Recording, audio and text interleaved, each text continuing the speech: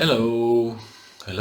Today I like to show how the SIKa EC25 multifunction calibrators works as a signal generator for Pt100s. So that means you can see the SIKa EC25 multifunction calibrator has the possibility to measure and source different signals.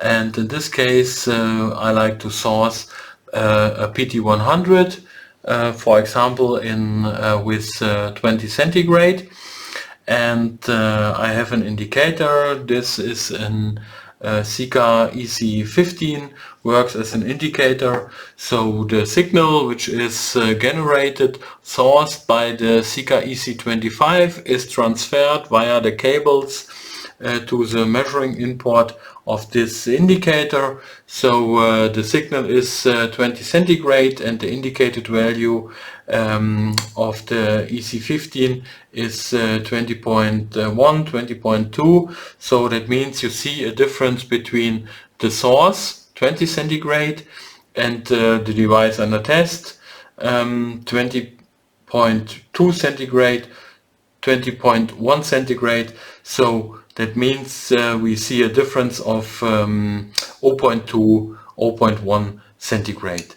If I switch on again the instrument, then of course I like to select different functions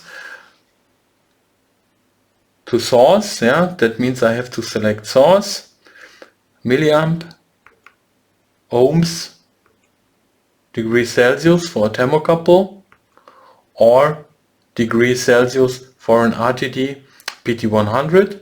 I switch on the source. Now it's switched off. I switch it on. So here it's indicated 0, and then the indicator, the device under test, will also indicate, in this case, 0.1. If I go to, for example, 100 degrees Celsius, then my device under the signal will be generated here, 100 centigrade, transferred via the cable to the measuring input, and here we have an indication of 100.2, so we see a difference of 0.2 centigrade. And so that means now I can increase the values, and you see the values will increase, the indication will change. I increase the value again, 400, maybe 410, maybe 500, maybe 514, and so then this is the source, this is the indicator, the signal will be generated coming out from these two terminals, and the signal will be measured on these two terminals and then indicated on this indicator. Source indicator for an RTD Pt100, in this case, for example, 514.0 centigrade, will be shown on the indicator 514.3, so that means we see a deviation of 0.3 centigrade. If you are ready, if you are finished, you can switch off the source and even then, of course, the whole instrument. That's it.